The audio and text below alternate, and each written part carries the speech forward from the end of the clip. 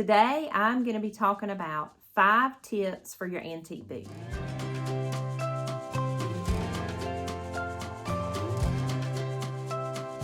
Every time I talk about my antique booth or I have a video, I have so much interest. And so that motivates me to do more videos about my booth. So today, I'm going to tell you 5 tips for running an antique booth that I wish I had known when I started my booth.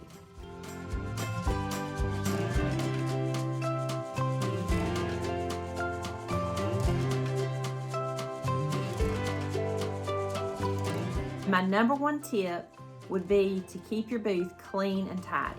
So anytime I change out my booth for the seasons, I always go in and give it a really good clean. Wipe off shelves, wipe off items, vacuum the floor. It just gets dirty from all the traffic that you have coming through there. And you want to make sure that the floors are clear of anything so that your customers have a clear path to get in to see your items so they're not tripping over everything. And so that is my number 1 tip. Number 2 would be to create vignettes. Now, when I started my booth, I did not know this. And I just learned it over a few years by looking at other people's booths and going into stores. And it's just a beautiful thing to have in your booth. And what it does is when you create vignettes in your booth, it lets the customer see how to use that item in their home.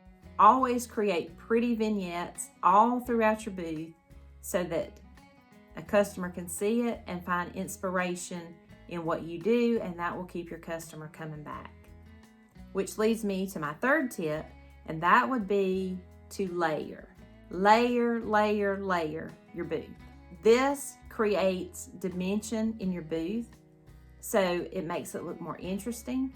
And if you just have items sitting out on a shelf, when a customer walks by your booth, they can see everything. But you want to encourage your customer to come into your booth and look.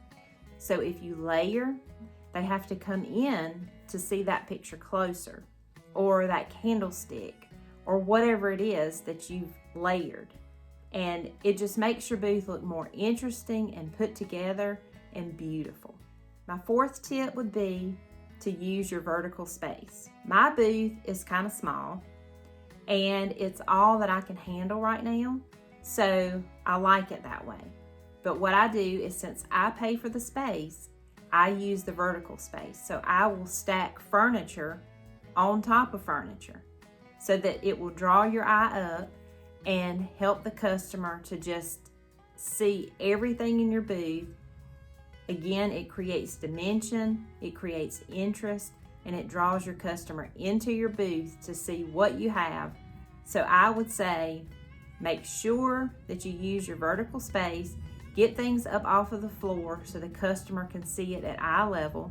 Allow them to have a shopping experience where they are inspired and they will love coming back to your booth. And then my 5th tip would be to run a sale. There's nothing worse than having all of these holiday items that you've got to pack up and store somewhere until the next season. So what I always like to do is put my seasonal items on sale.